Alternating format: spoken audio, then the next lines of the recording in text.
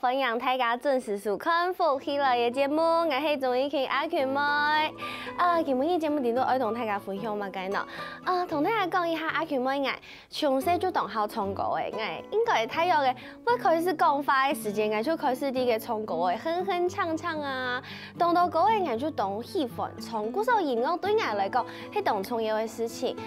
聽你我悄悄的睇，我可能咩學鋼琴啊，下睇嘅以後可能咩學烏克麗麗啊。就係音樂的事情對我來講，我覺得是很療癒的。故所你今日節目當中，我們要來同大家來分享，這個被音樂療癒的故事，而且還翻轉這個音樂哦，本日在音樂後，就對台灣的傳統行到科技，行向科技哦，細細個來分享今日的來賓，歡迎陳周麗陳先生，歡迎老師。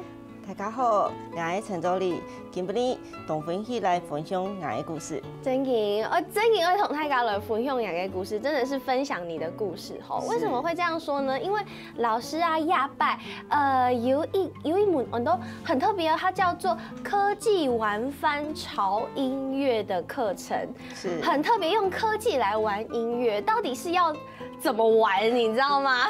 有點難想象。那傳統我們想象的音樂就是彈鋼琴啊，吹直笛啊，吹豎笛啊，吹長笛啊，就是很難讓科技來跟這個結合，而且可以就在讓我們的民眾非常親近的部分。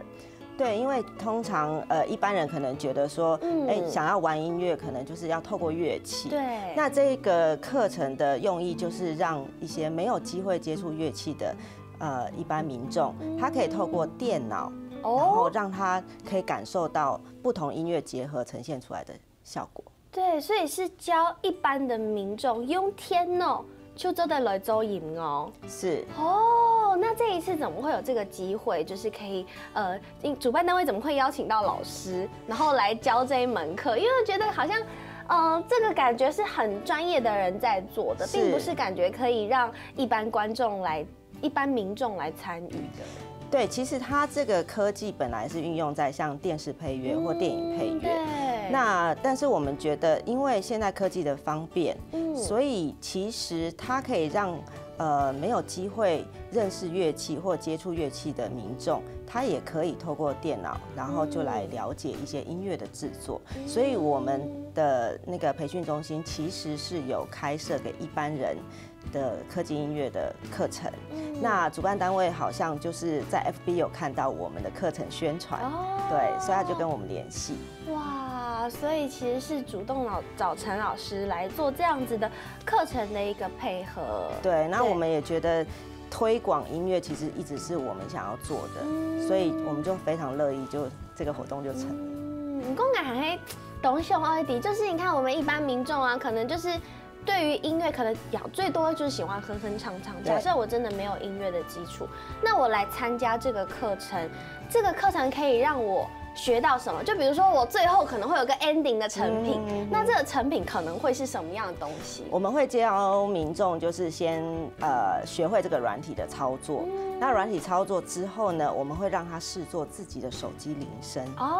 對，那在試做手機鈴聲的時候，我們其實就會告訴他說比如說哪些音樂或哪些樂器搭配起來，可能可以形成什麼樣的效果，這樣子。所以其實啊，像現在這種電腦的音樂，用科技做的音樂，可以非常非常的發達，而且其實對於民眾來講，要做簡單的手機鈴聲是很容易的。對，是很容易的，因為它其實都有內建，一些內建就是它的軟體裡面本來就有附一些你可以直接採用的 demo 素材。對，那只要你學會這個軟體的操作，那透過剪接，還有就是你對音樂的美感的訓練，然後拼裝起來之後，它就可以變成你獨特的手機鈴聲。好酷哦！因為其實有時候我們可能想到講，我不曉彈小提琴啊，我不曉彈鋼琴嗎？那我要怎麼獲得這些音樂？其实软体里面就可以做到这样，软体里面就有这些对声音，那你只要就是输入啊，我们会教民众说怎么输入这些声音，对，然后把它调成你想要的音高或者是音乐的状态。然后你就可以制作出自己喜欢的音乐，那或者是说，现在很多人都喜欢自拍，或者是拍一些影片，那它也可以透过这个软体，然后就形成这个影片的配乐。因为其实现在，像智慧型手机，其实已经有很多那种 APP 或者是程式，都得去家来做音哦，也还有去家挑选自己喜欢的音乐，你可以做一些非常简单的剪接。对，对于一般民众来讲，使用这样子的内容其实已经算是很广泛，大家已经很习惯这样子使用。对，所以其实这个课程应该说是更进阶一点的，是稍微就会比 APP 软体要稍微难一点、复杂一点，但是相对的，它也可以做出更精致的音乐。对，而且这是更属于自己的感觉，对不对？可能就是我本来只能做简单的剪接，现在是可以把我脑袋里面的音乐天马行空的都可以做出来重现，对不对？我相信425会共发。你的脑海里面，只要你会讲话，你的脑海里面就有旋律。泰嘎后就是一个音调啦。是啊，是啊，对不对？所以其实可能泰嘎脑海里面都会有一些音乐，到底要怎么样把这些音乐来变成好一个 MP3，一个音乐档放在你的手机里面。对，就是利用这个课程就有机会学习到，对不对？对，而且它也可以帮一些动画啦，或者是影片配上音乐或音效，就更有趣。所以其实这个课程呢，可以让一般民众来参与，有没有一些比如说条件的限制，年龄啊，或者是？其实没有，我们试过最小的小朋友，大概小学4年级，他就可以做出非常棒的。小学4年级就可以了。对，然后甚至于说啊，比如说我们下一次想要尝试就是长青组对，银发族。银发族特别针对银发族来开课，对，因为我觉得其实银发族这些爷爷奶奶，他们对音乐有他们自己独到的见解，对，而且他们每个人都有很丰富的经历，身上也有很多的故事。当他们在选择音乐或搭配音乐的时候，其实会跟我们一般人的想法很可能是不一样的。没错，尤其是像我们电视机前面收看的很多，可能就是婆婆妈妈，是他们对于音乐可能已经唱了很久了，对，他们的音乐的年代，他们音乐的风格跟年轻人跟小朋友是不一样的。对，那对于银发族，你们可能会给他们怎么样的音乐风格的学习或者是设计？我们可能会针对每一个班，好，然后先做一些调查，因为每一班的成员背景都不同。对，那针对他们的习惯的音乐，然后再去做规划。所以未来可能会有这个银发族，去甲用天脑来做出音乐哦。过了天是给调前的阿姨啊、棒妹啊，就做在可能就会做在去甲脑海里面想的音乐，对，变成真正的一个音档，就写出歌来了，对不对？开始变才女。对，就是每一个人其实都可以制作音乐。所以这一次这个科技玩翻潮音乐的这个课程啊，它是没有年龄限制的。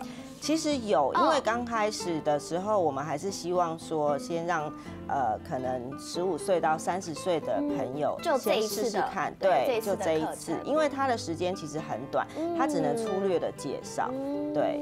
那未来如果有机会是比较长的课程，那我们就可以开放给各个年龄层这样。所以这个算是一个试试看的一个入门的课程，对不对？那这一次的上课的时间、地点跟资讯，可以跟大家说明一下吗？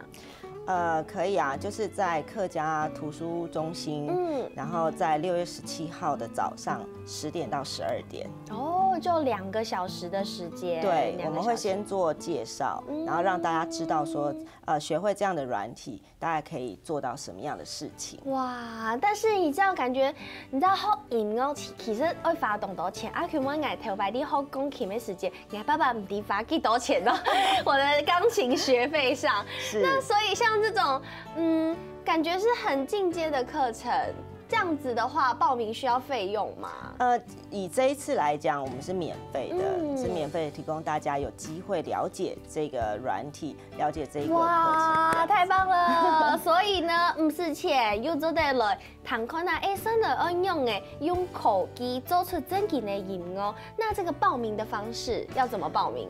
可以上网搜寻，就是用科技玩翻潮音乐，科技玩翻用科技玩翻潮音乐，对，然后它就会有报名表的资讯，然后就点进去报名就可以了，对，网络报名。可能电视机头前的观众朋友看到要的报名的资讯啊，韩国考场黑动有兴趣，不过啊，会有一个小小的疑虑跟担忧，就是告诉讲哎，嘿完全没有音乐基础的人，我没有学过钢琴，我也不会唱歌，那我可以去上这个课吗？可以的，可以的。我们其实就是希望说，没有学过音乐的人，他也可以来接触，因为其实音乐就活在我们周遭，对，我们从小就接触了音乐，不是说一定学音乐才接触音乐，所以虽然没有学过乐器，但是其实他对音乐有一定的认识，哇，每一个人都是这样。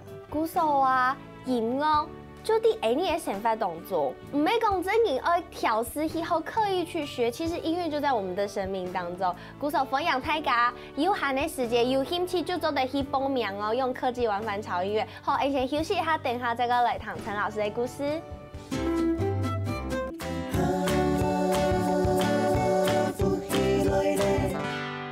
好，歡迎大家又轉到福喜來嘅節目，我係綜藝群阿權妹。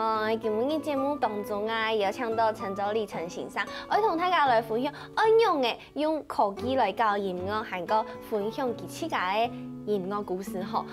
其實陳老師吼，他是你美濃嘅客家人，對不對？美濃的客家人，不過寒舍時間就到花蓮，是去生活，到台，故實我對客家沒有這麼的熟悉，沒有錯。對，不過今天就是我們這個優秀的客家人就會來同大家來分享佢自家嘅音樂故事，韓國哦。雖然對客語不熟悉，但是其實有做過跟客家相關的這個音樂作品，對不對？对，就是我們有一些團隊，然後就有接到一些客家，比如說事務局或者是一些編曲的委託，那把一些客家的民謠變成管弦樂的形式去演出。哦，所以啊，其實老師可以跟大家分享一下，像您這樣專業的一個老師，你所做的作品大概有哪幾些類別？其實很多種類別，比如說管弦樂的編曲，對，那或者是一些現代音樂的創作，那或者是一些詩歌，其實都有，就是種類比較廣。對，說到這個管弦樂的編曲，可能你懂得客家傳統的小調或者一些民俗的音樂，它的旋律比較簡單。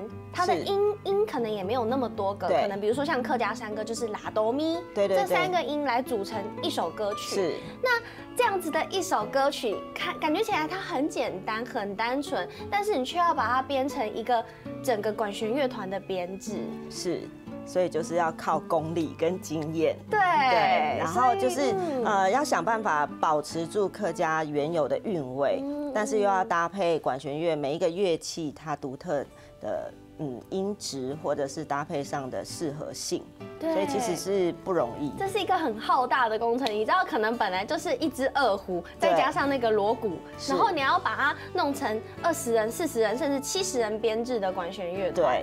對，所以其實這個過程一定要有非常深厚的音樂的底蘊跟專業，才有辦法做到。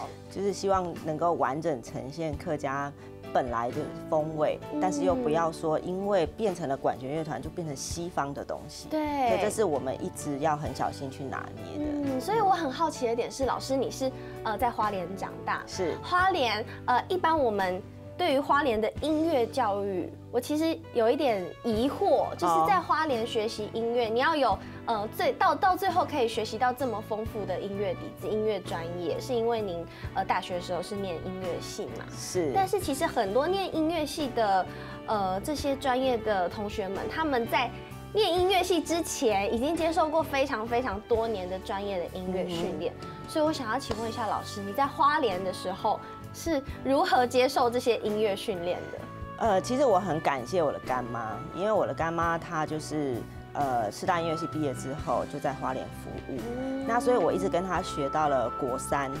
那國三之後呢，他們全家要移民去奧地利，那在那個時候花蓮其實師資非常的缺乏，所以我就必須上台北。所以我是每周往返台北，每周對花蓮。幾歲的時候？國三。國三。對，然後一直到高三這4年當中，所以从国3到高3这4年，一直不断的抽查往返，对，花莲、台北每个礼拜，那个时候还没有飞机的时候，对，然后就是我记得那时候，你看像我们现在太鲁阁。最快花莲到台北2个小时就到，但是那时候也还没有，至少3个半小时。然后我常常都是要回到花莲，都是半夜3点多这样子。所以每周都要做一次这样的通勤。对，而且所有的音乐的学习都是在台北，所以就会跑很多地方，所以是没有说只学钢琴在台北。因为如果我要念音乐系，就是比如说我的。钢琴主修、副修、视唱、听写、乐理这些是5种，通通都在台北上，所以我记得那个时候真的很辛苦，因为你在台北要跑来跑去，我常常就是坐计程车赶车，因为路也不熟，那时候也没有捷运，搭公车一定来不及，每个老师的时间都很宝贵，没错。所以我最记得就是我都在计程车上吃便当，可是有的时候因为速度就是车程很短。来不及吃完，我记得好几次我都问司机你要不要吃鸡腿？吃不完，因为根本来不及丢掉，也不可能带去老师家吃。对。后来我爸爸还因为这样子，就特地从花莲请调上来台北。对。所以其实这样一个过程。很辛苦，不过我们本身欣赏好多人看，一般爱到这个，比如说专业的音乐班，很多像比如说我念苗栗好了，苗栗虽然有一些音乐教室，但是某一些学校它会有它自己的音乐班，对，它就是专门训练你的音乐。我觉得要考进去这个音乐班已经很不容易了，然后在音乐班学习，我也觉得很辛苦，除了要念书学科以外，还要加强术科的部分，对，连在学校里面的教育都这么辛苦了，更何况是像老师你这样子，是自己来回、自己主动去做学习。对，因为我们那个时候其实还没有音乐班，所以像现在花莲的小孩其实很幸福，从小学、国中、高中都已经有音乐班。我们那个时候其实没有，所以如果你真的想要学音乐，其实我们那一辈很多学生其实都跟我一样，就是要这么辛苦的往返台北、花莲。可是其实像在国中到高中这个年纪，应该黑青春年华，很喜欢出去玩的年纪啊。你有没有想过，一直坚持去做这一件事情，每个礼拜往返这么辛苦，然后回家可能还要练习，学音乐真的不是很容易。对，支持你的动力是什么？应该说，其实以前我也没有这么清楚，说我是不是这么喜欢音乐。我觉得有一个刺激我的点是在，因为我干妈要出国，所以他希望我能继续学习，所以他就带我来台北找他的老师。对，那个时候我在等待第一次见面，在等待那个老师前一个学生下课的时候，我在外面听，我就觉得哇，这个学生弹得好好，可能是高中或大学。可是当他下课，我看到的时候，竟然是个小学生。对，这个其实对我很刺激。我觉得我已经国3了，我竟然不如一个小学生。对，所以他让我重新思考我以前是怎么在看待音乐，或者是在学习过程的松散度。对，然后后来也因为上来台北之后，自己的眼界也慢慢打开，然后相对之下，我后来发现我背谱的速度比背书还要快。对，所以我越来越觉得自己其实很喜欢音乐，所以就是标准要吃这行饭的了。可能，所以那个时候因为我们家比较传统，对，那所以我爷爷跟我爸爸都觉得你确定要学音乐吗？他们都会觉得说你应该要念学科啊或什么的。但是我那个时候我就觉得很坚持，我就是要学音乐。对。那我爸也很棒，他就是一旦我坚持了之后，他就说好，那他就全力支持。就支持你。对，所以他才会愿意请调上来台北，就为了接送我每周的那个。对。所以后来你也很顺利的，就是考上了这个音乐系。是。对，所以也接受了这个专业的学习。是。那其实很多人呢都会想要做一个出国的进修。老师，你有想说之后再来做出国的计划吗？当然有啊，因为国外还是有非常多值得我们学习的地方。对，老师，你想要出国学哪一类的音乐专业？我可能还是会想要去尝试电影配乐之类的。对，电影配乐的部分，因为其实电影配乐现在，我曾经看过一个影片，网络上的影片，我觉得电影配乐非常有趣。它并不是专门那个影片不是真的在讲电影音乐配乐的部分，它是在讲配音。其实可能电视的荧幕天样的画面，完完全全就是复制里面的音乐，把那里面的音效弄得更加强，比如说走路的声音。对，天样迪度黑用海也是鞋子在走路。但是其实真正在电影配乐的人，不见得真的是拿鞋子。对。但是给嗓音堂戏了，你就会真的觉得真的有人走路，然后从这里走到那里，抖越来越远的那种声音。对对对。我觉得这个好酷哦。对啊，这个它是现在的趋势了，对不对？这个就是音效的部分。那我着迷的是，就是其实一个画面搭上音乐，它给出去的力量其实是更强烈的。所以像我们在看电影的时候，如果单单只有画面，你可能会觉得这画面很美，对。可是你搭上音乐之后，它就会变成立体的，它就会变成给你更多的感受跟想象。就像一个人在哭的画面，你可能觉得他在哭，可是搭上了音乐之后，你就可以感受到那种他真的很痛苦、很哀伤，然后伤心欲绝的那种情绪，然后鸡皮疙瘩就开始起来，有没有？自己就开始跟着哭这样子。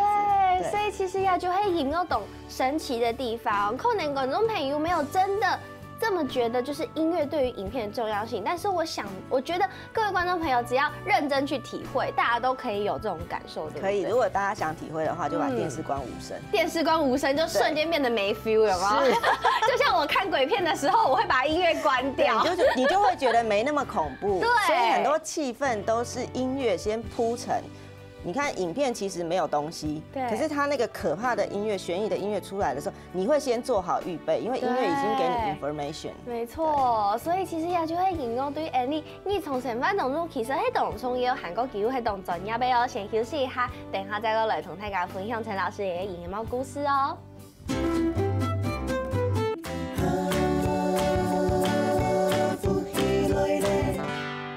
好，歡迎大家又轉到福氣來嘅節目，我係綜藝群阿權妹。今日嘅節目當中有請到陳竹麗陳先生來同大家分享佢嘅音樂故事。唔但唱好音樂嘅歌唱當辛苦當艱辛，不過也下今日真見好多當專業嘅音樂嘅部分，就得來同大家分享。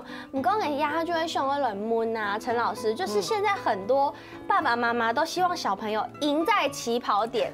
希望孩子贏在起跑點，所以就會送小孩去學音樂、學鋼琴、學各種樂器都有可能。阿 Q 莫應我自己也是，但是其實，在這樣子的教育過程中，聽說老師對於台灣的音樂教育有一些特別的看法跟見解。好，關於你剛剛提的，就是贏在起跑點的這一件事情上面，其實我想要提醒爸爸媽媽，就是不要執着在贏在起跑點這件事情。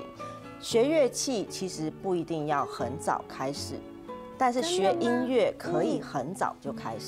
學樂器、學樂器、學呀專業的樂器，不是太早，不用真的那麼小就開始學。對，因為呢，學樂器會牽涉到小朋友的肌肉、手部的發展。對，當小朋友手的發展還沒有很好的時候，你讓他，比如說我們都是直覺就是讓小朋友去學鋼琴，可是我們都沒有想到說鋼琴的 size 是固定的，對，它沒有像小提琴或其他樂器有為小朋友就是預備的比較小 size 的，可是鋼琴就是固定，它的鍵寬、它的力度都是一樣的。那小朋友手還沒有發育好的時候，他就去彈。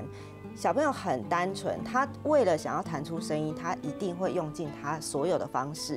那當一旦彈的手型是錯的，那就很難改回來了。對，因為他已經養成習慣了，是，對不對？對，所以我覺得一方面是這個問題，不要太小開始。你如果真的想要知道說小朋友適不適合學，請帶着你的小朋友去找你的鋼琴老師，讓他鑑定一下你的小朋友的手是不是已經長得比較完整，好，就是發育的比較好，肌肉也比較 OK， 小朋友可以自己好好的控制肌肉了再學。對，那再來就是大家都會覺得說早一點學才不會輸人家。對呀，對，可是其實我們來想想看，4歲的小朋友的他的理解能力跟6歲小朋友的理解能力那應該差蠻多的，差很多。所以以我們的經驗，4歲小朋友学了2年的进度，进度，可能6岁小朋友半年就追上了哦。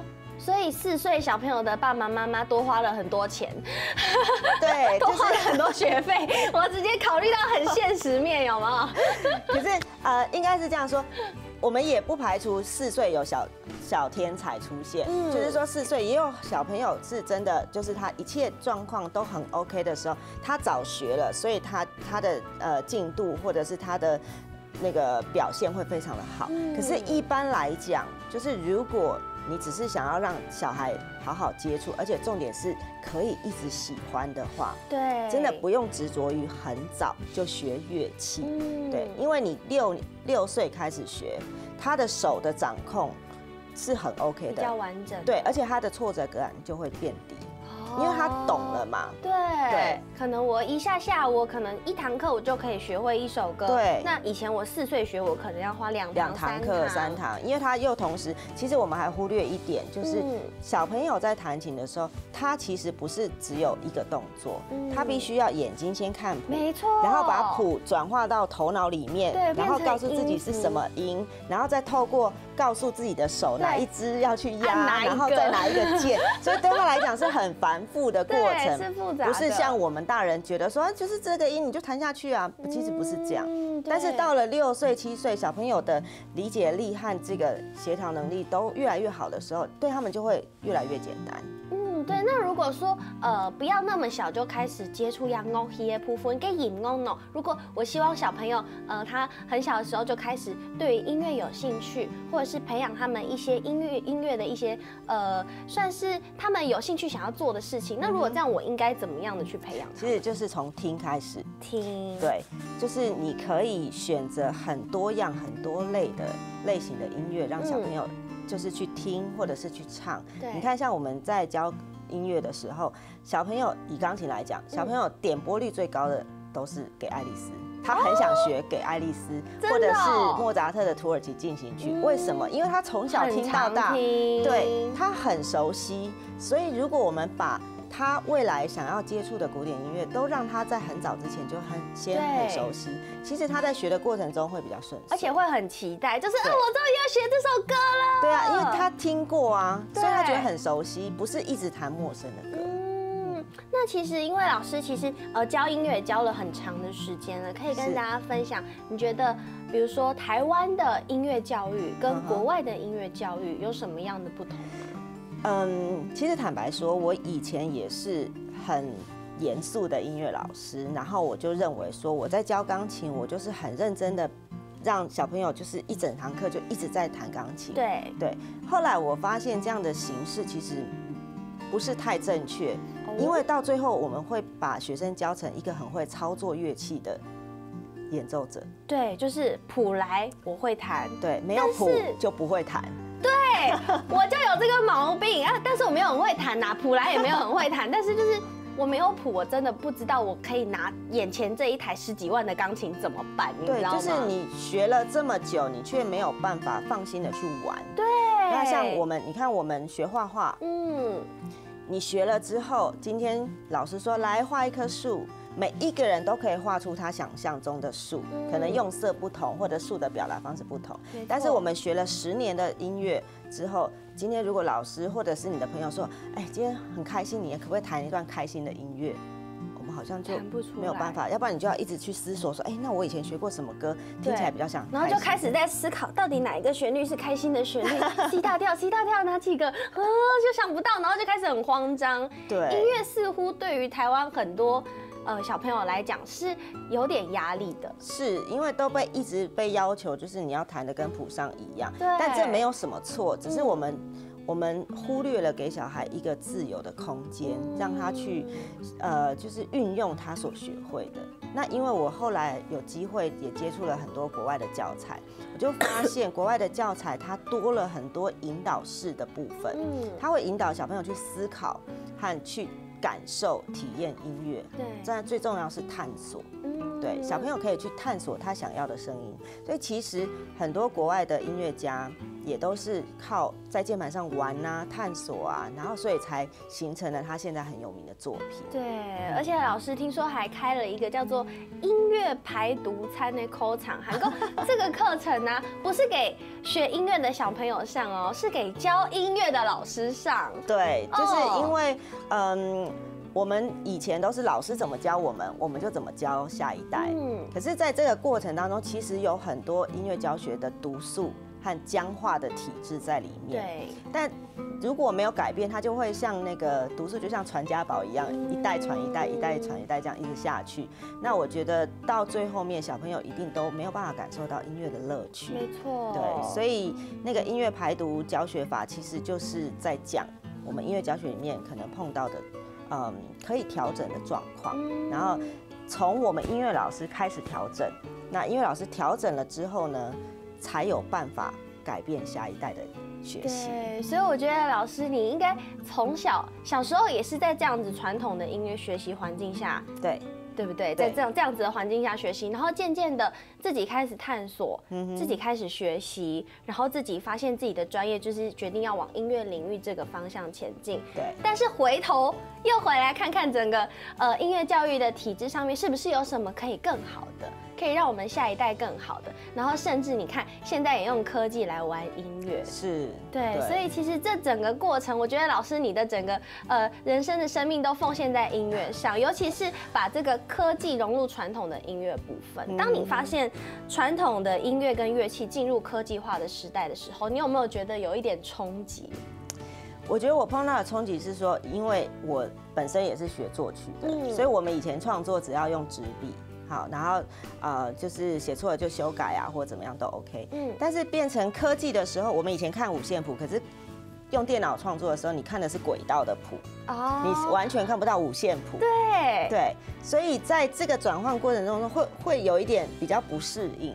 对，而且它的操作模式跟创作来讲，其实有很大的差别，因为你改成用比如说你用电脑音乐，然后再接 case 的时候，导演可能会给你这个画面，可能是5秒或10秒，你就必须要立刻呈现出他音乐的情绪。可是我们以前作曲，我们会铺陈，然后会主题出现了之后慢慢发展。可是如果你用这样的手法来套在这个 case 上面，你发展完，人家都影片都演完。对，所以其实你看，这个陈老师他今天就是跟大家分享家己音乐故事，同大家讲家己音乐的代运，故事二来同大家分享这个用科技玩翻潮音乐的课程，希望各位观众朋友有限的时间还有兴趣的话，扫描去报名哦。所以今天谢谢陈老师来到节目现场，谢谢。那什么各位观众朋友，的时可以休息一下，停停运动欣赏来做运动了。